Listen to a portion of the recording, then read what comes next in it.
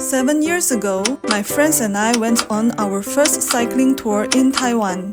As you can see, I enjoyed it so much that I decided to do it again in 2024. So here I am on a month-long adventure with no fixed route and no fixed plan.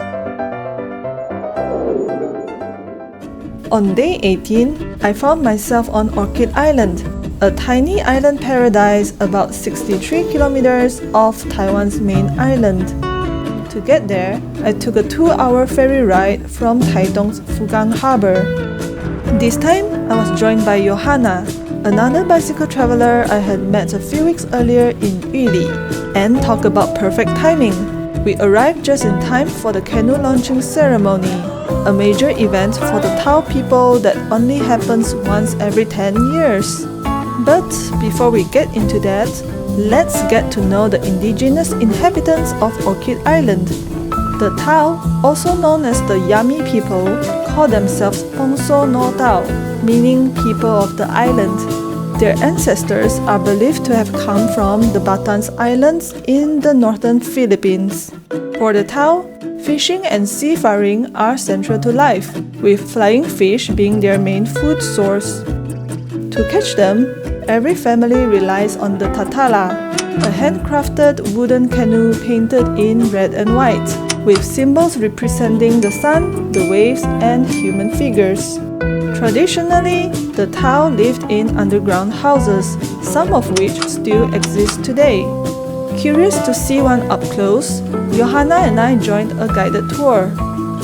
Our guide led us to a house built by his grandfather, explaining that these houses were built partially underground to withstand the direct force of typhoons. This 120-year-old house had sheltered 3 generations before our guide moved out.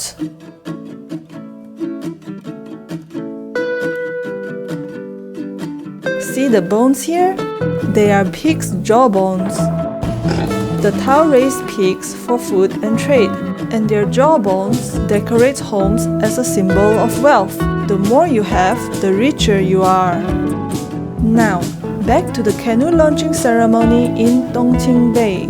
This 3-day event celebrates the inauguration of new canoes and the Tao's deep connection to the sea. While some sacred rituals are off-limit to outsiders, visitors are welcome to enjoy the singing performances,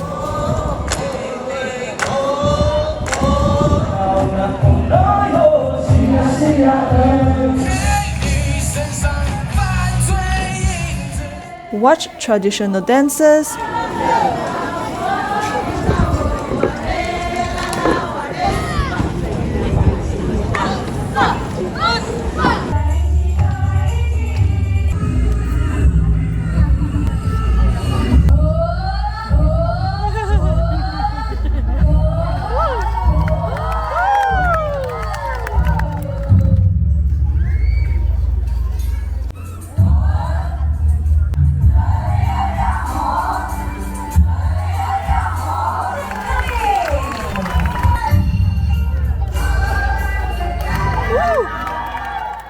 learn about Tao culture, feast on traditional food, and witness the highlight of the event, the boat throwing ritual.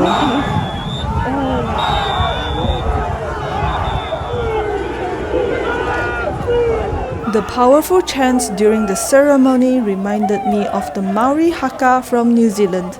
It makes sense. The Tao and the Maori both belong to the Austronesian cultural and linguistic family.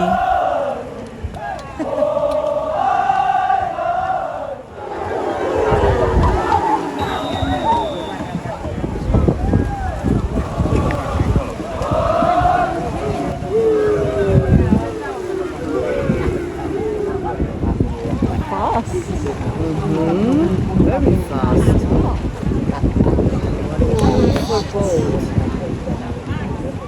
Many younger generation Tao who live and work on Taiwan's main island return home specifically to take part in this sacred ceremony. By learning the ancient traditions and rituals passed down by their elders, they help keep their culture alive.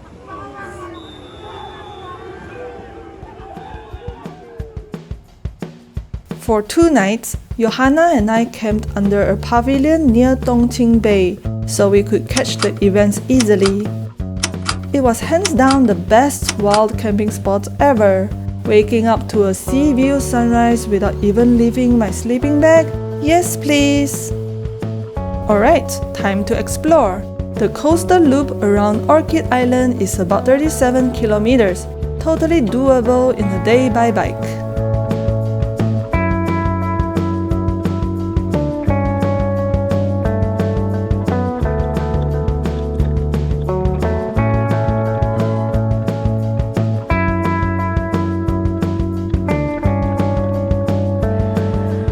Goats. Lots of goats.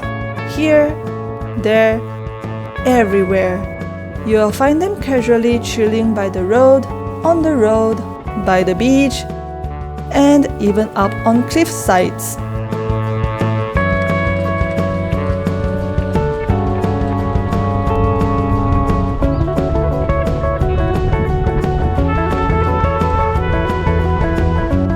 Roadside pavilions are scattered across the island, providing much needed shade from the blazing sun. An absolute lifesaver. Going uphill now, and that's Johanna at the front. Gonna go all the way up there. It's 9-degree slope. Go, go, go!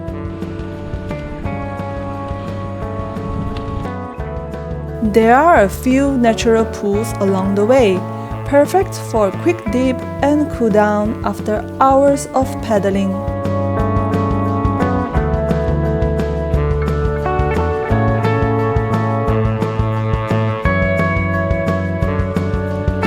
My favorite has got to be this natural cold spring. When you are wild camping, a cold, refreshing bath feels like the ultimate luxury. Typhoons frequently hit Orchid Island, and the damage is still visible. Battered buildings and cracked roads serve as reminders of past storms. But despite the destruction, the island's rugged beauty remains untouched.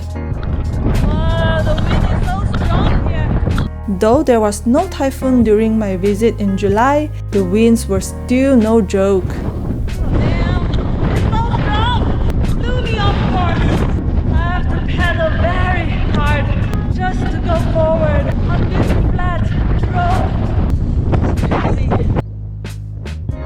When we were out and about, we would cook and eat at the most random places wherever we happened to stop. Sometimes, strangers would strike up conversations with us while we ate.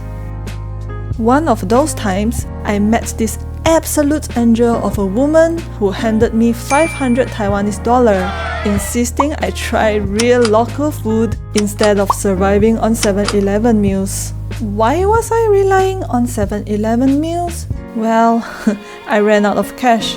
No ATMs on Orchid Island except foreign Visa cards, and everything is cash only except for 7-Eleven. Speaking of 7-Eleven, here's a photo of their food shelves, completely wiped out because the cargo ship couldn't resupply in time due to the massive influx of visitors for the Canoe Launching Ceremony. Anyway, thanks to that woman's generosity, I finally got to try some local delicacies like flying fish roll bun, flying fish fried rice, and yam ice cream. If I could have used that 500 Taiwanese dollar for another night's stay, I would have. But even a night in the cheapest backpackers hostel is already 600 Taiwanese dollar. Oof. So, I ended up camping on the rooftop of a backpackers hostel. Thankfully, the owner was cool with it. Phew, what a ride! And that wraps up my 5 days adventure in Orchid Island. See you in the next one!